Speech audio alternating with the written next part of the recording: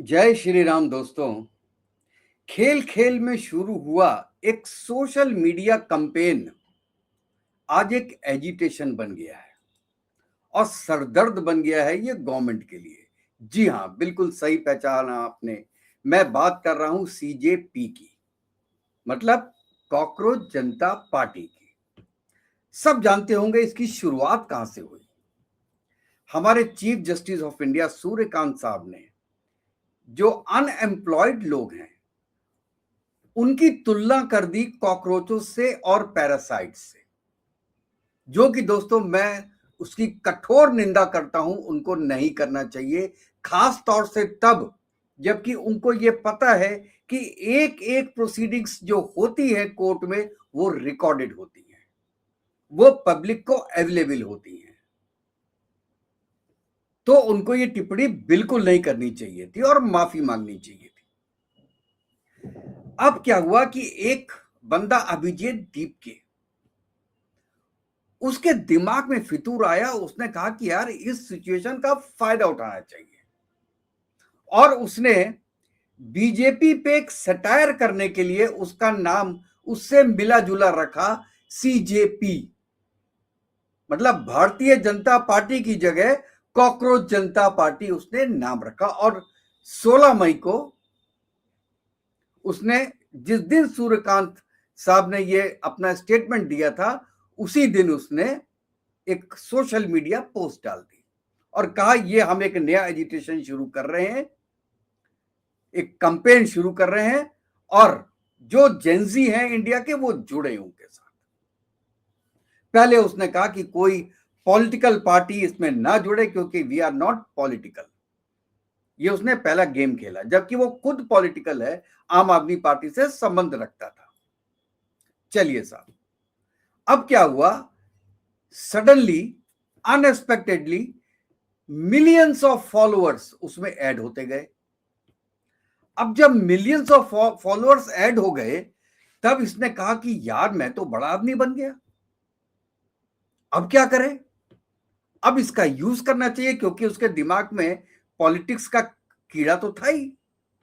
तो इसने कहा कि साहब हम ऐसा करते हैं कि हम एक पार्टी बनाते हैं जो कि अभी तक रिकॉग्नाइज नहीं है और ना ही आवेदन किया गया है। और उसकी उसने 5 मांगे, जो मैन्युफेस्टो है उसमें 5 मांगे रखी। पहला, उसने कहा जुडिशियल रिफॉर्म, मतलब जो भी जजेस हैं उनको पोस्ट रिटायरमेंट जॉब्स और पर्क्स नहीं देना चाहिए।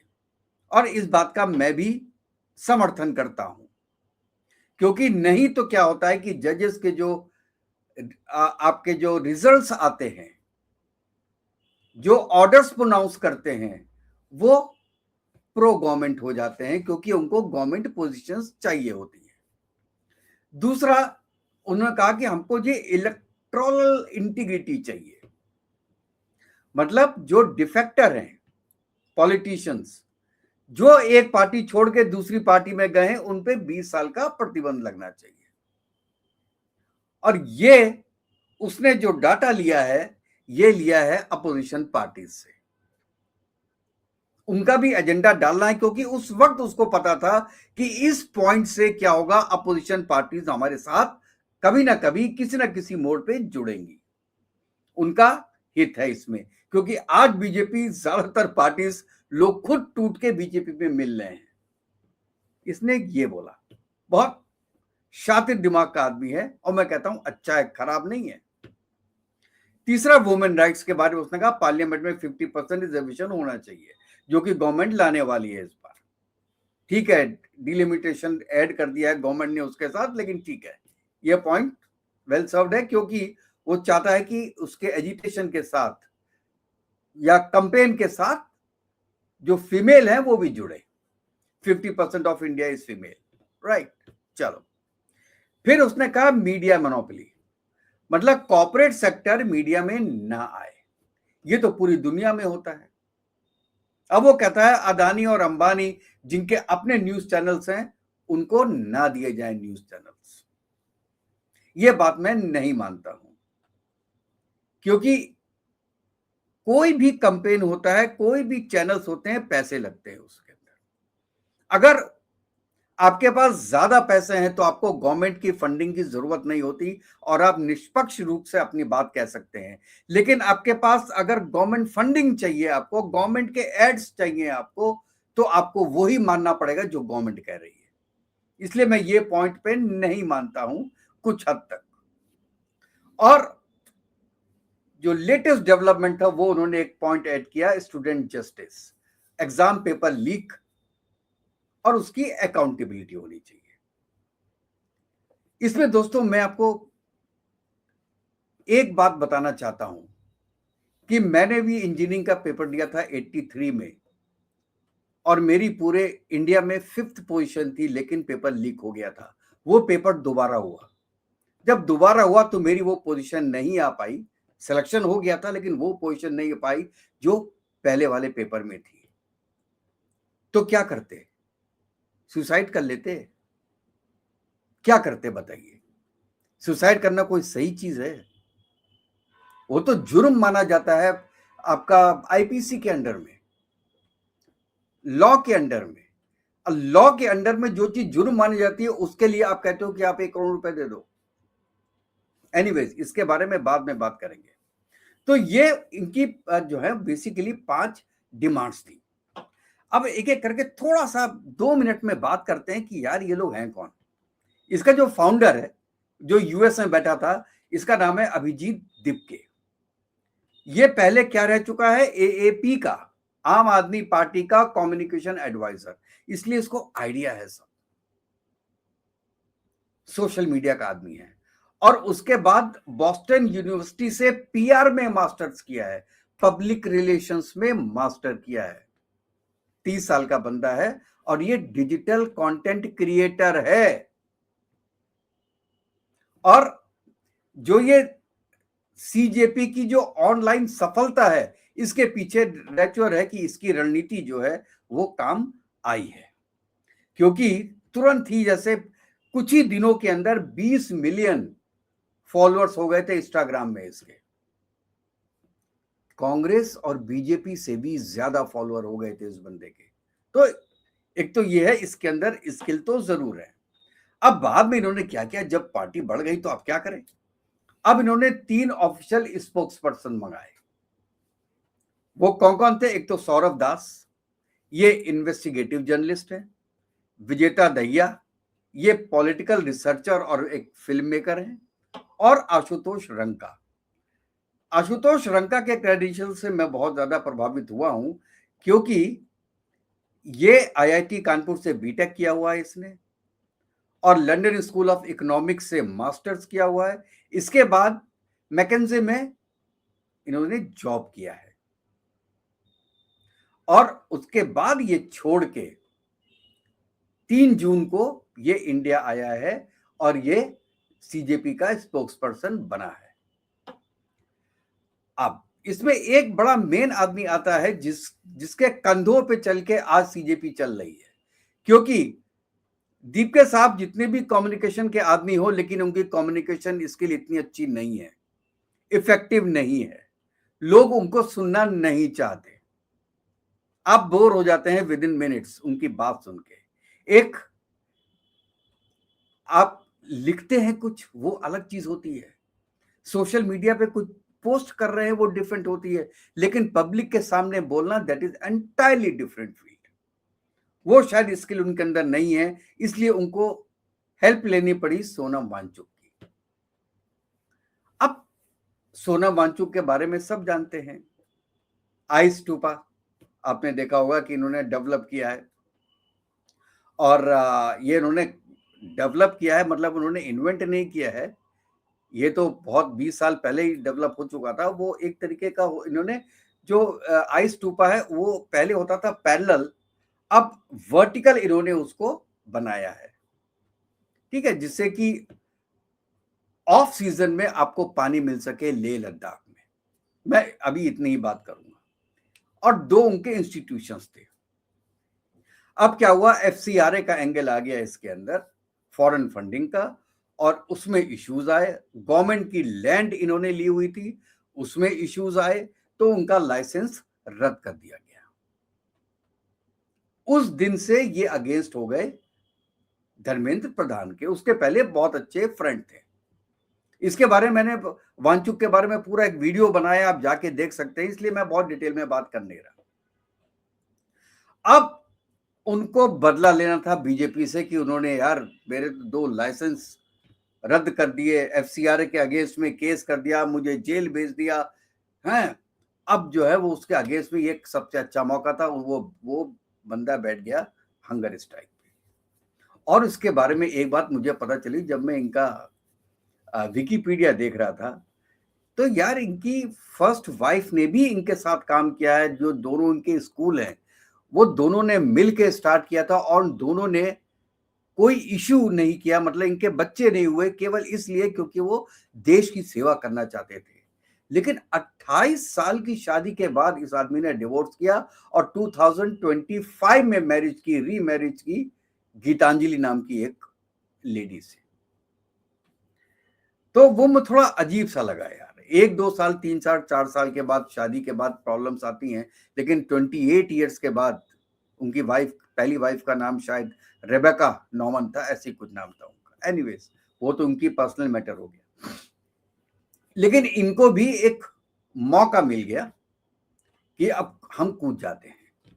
और इनको तो हंगर स्ट्राइक करने की आदत है, क्योंकि इनके पिताजी ने भी हंगर स्ट्राइक की हुई थी जब इंदिरा गांधी गई थी उनको जूस पिलाने के लिए।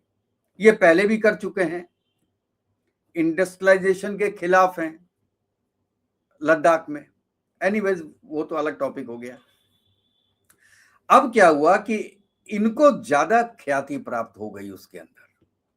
शुरू में दोस्तों 300, 400, 500 लोग आते थे तो गवर्नमेंट को भी कोई प्रॉब्लम नहीं थी। अरे यार लोग ऐसे ही हैं, बच्चे बैठे हुए हैं।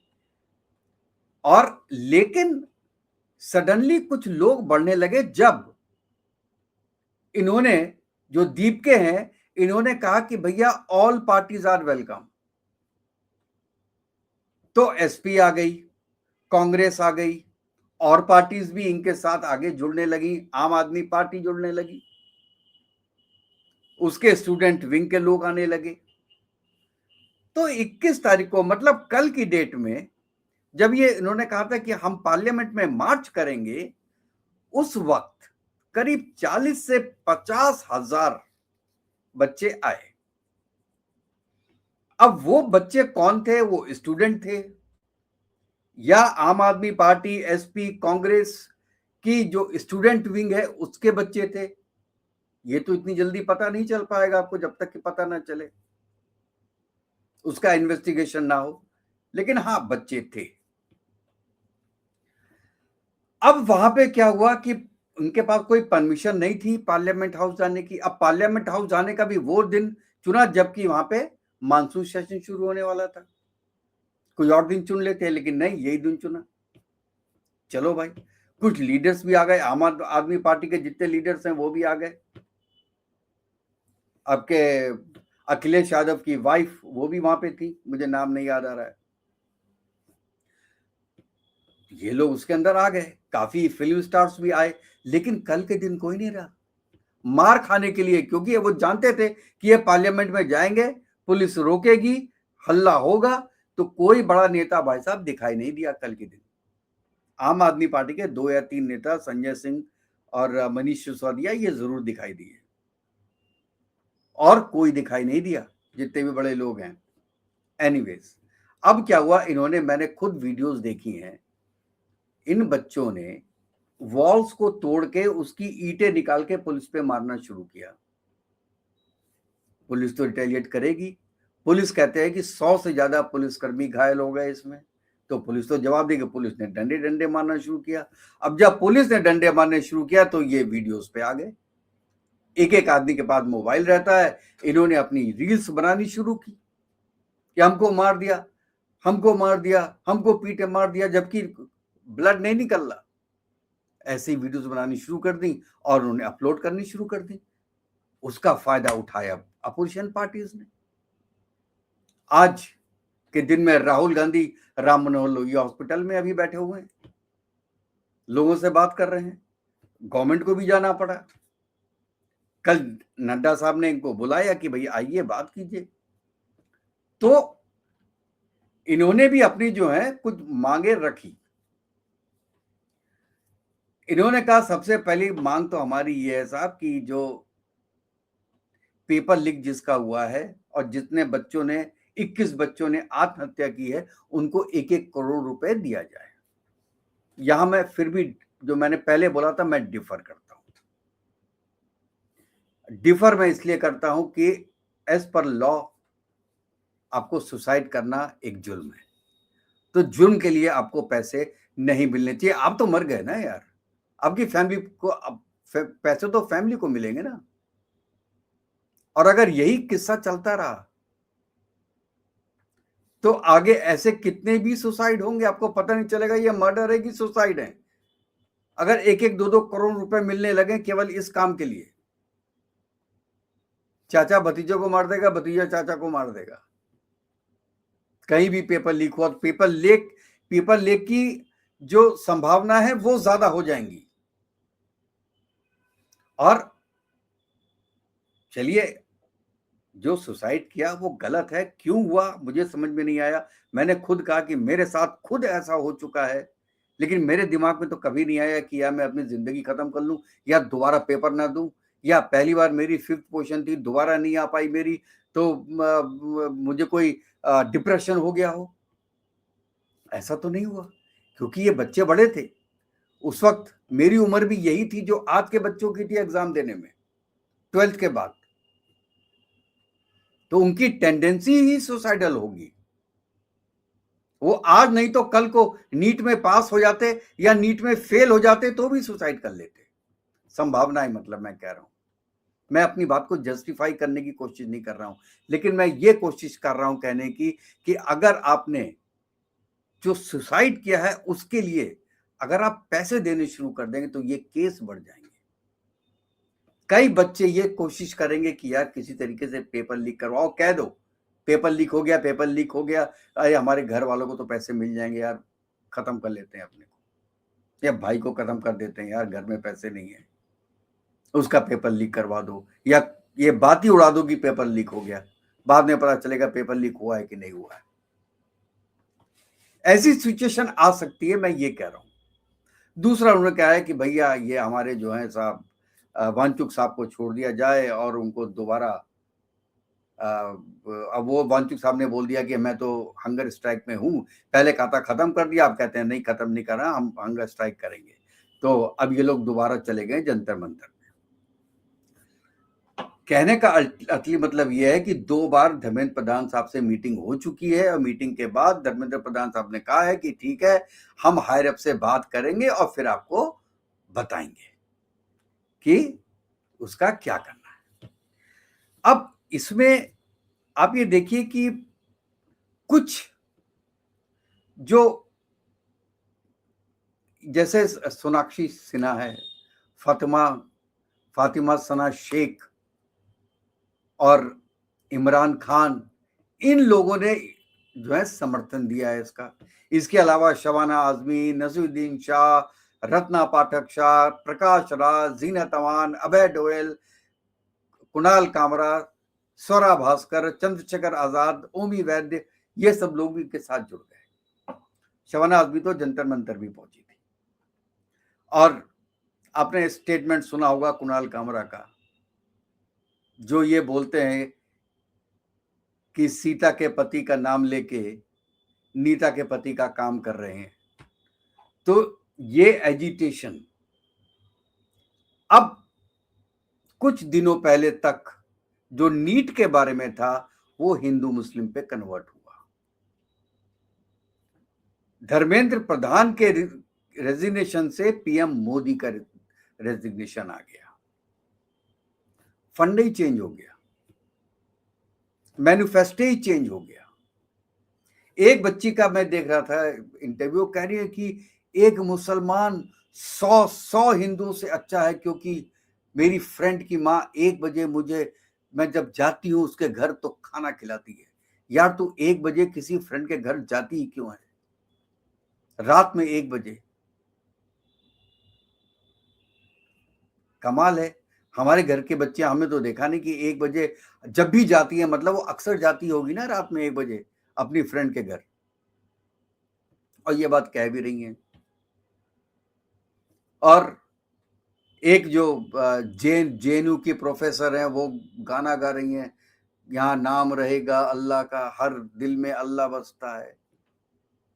ठीक है भाई, अल्लाह हमारे दिमाग में भी, दिल में बसता है, राम भी बसते हैं, अल्लाह भी बसता है, दोनों एक ही हैं, अलग नहीं है।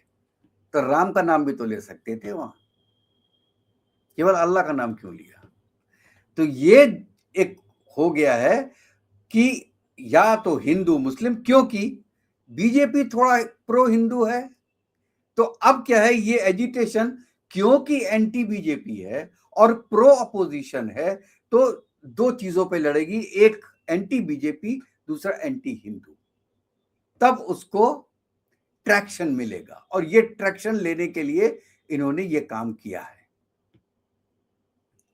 और इसके अलावा अपोजिशन पार्टीज, आप देखिए जितने भी नाम हैं, अरविंद केजरीवाल ने 16 जुलाई को मैसेज भेजा, अखिलेश यादव ने भेजा, उसका महुआ मोइत्रा ने भेजा, डेरेक ओबेरन जो है वो टीएमसी के सांसद, उन्होंने भेजा, ममता बनर्जी ने भेजा, अभिषेक बनर्जी ने भेजा, कांग्रेस के इवन शशि थरूर ने भेजा।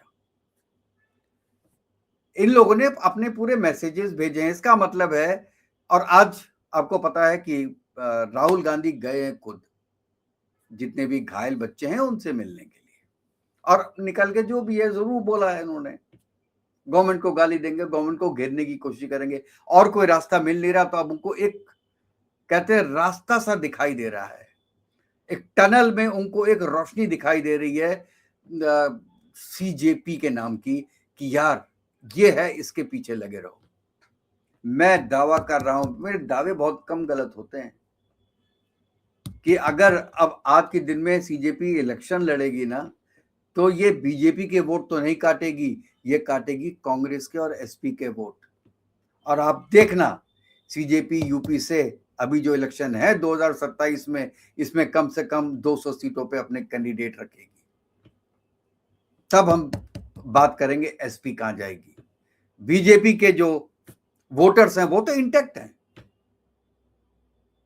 ज्यादातर मुस्लिम तो वोट देते नहीं है बीजेपी को, तो बीजेपी के वोटर्स नहीं जाएंगे, कांग्रेस के वोटर, एसपी के वोटर्स हटेंगे, आम आदमी पार्टी के वोटर्स हटेंगे पंजाब में और दिल्ली में,